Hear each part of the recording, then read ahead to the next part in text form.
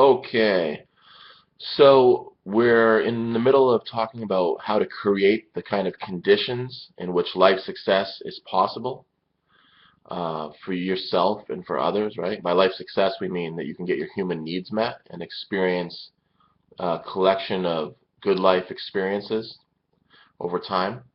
So right here I have with me, this is the Change Agent Workbook. This is the second book that I have put together that goes along with this training as a supplement.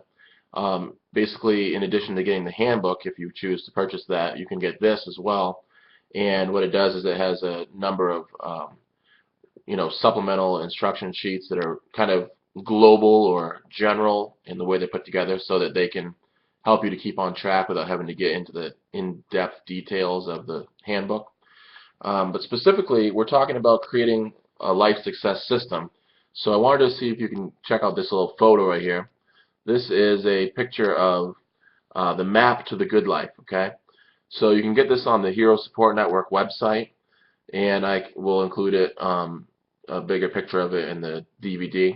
But basically at the top here, what you have is what it looks like when you're flourishing, right? You have the flourishing life, and then around it is creative production, meaning, flow, mastery, positive relationships, positive emotions, etc. And then here you have the dual aspect of well-being. So, for example, I think on the top here you have equality of value, and then down here is dignity. Over here you have safety, and then down here is security. So here's what it feels like, here's what it looks like when you see it happening. And you'll notice at the bottom here, there's a bunch of little, a list of words. You can't see them in this little video, but there's two words, like at the top there is self-interest plus humanity, thoughtfulness plus self-respect. So these are basically virtue pairs, okay? And virtue pairs are what you're going to be using as a guide to balanced action in social situations. So specifically what I mean is that I mentioned that virtues are pro-social behaviors, okay? And we're going to take them and we're going to put them together with another virtue in order to produce a certain result, okay? So you may have heard, for example, earlier I mentioned that patience is a virtue. That's one I got taught as a kid.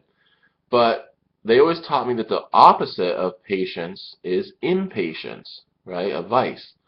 But really, that's actually not accurate. From some of the research that I've done on the internet with people who are doing research into virtues, one guy named James Barton and the Virtue Science website, virtuescience.com, I was able to learn that the opposite of a virtue is another virtue. And in fact, so you need to put, whenever you have one virtue, if you don't put it with another virtue, then it alone will become a vice. So any virtue or pro-social behavior, when taken to an extreme, becomes a vice or an antisocial behavior. And I'm going to give you an example of what I mean, okay? The first one on the list here that I just showed you was self-interest in humanity. I know you can't see that. This is another way to look at that same list right here. What it is it talks about how you maintain the presence of the nutrient-rich content in your circumstances, okay? So if I want to experience equality of value, I know you can't see this, so it's probably kind of annoying for me to put it right there, but I'll just describe it to you.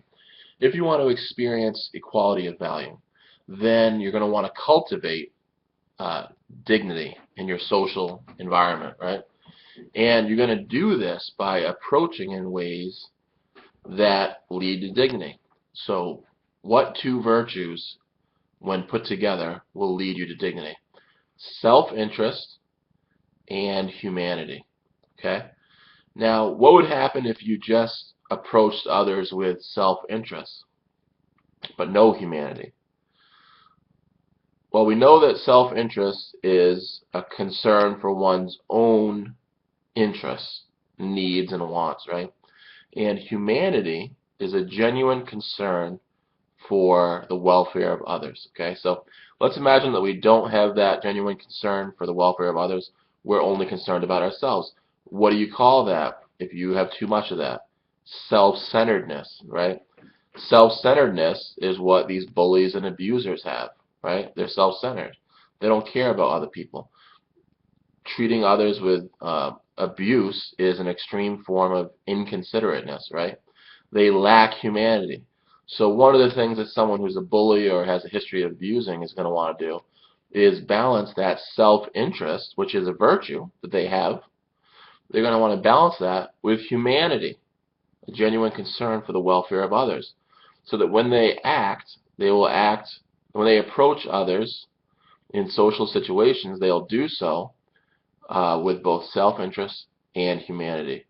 And this is going to help them to cultivate dignity, to treat others with dignity, so that others can then interpret that experience as being valuable. I feel equally as valued as you value yourself, right?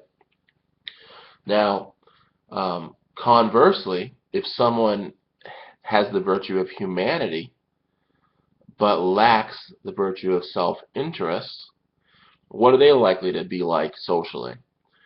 These are the kind of people that you might see suffering from Mr. Nice Guy syndrome, right?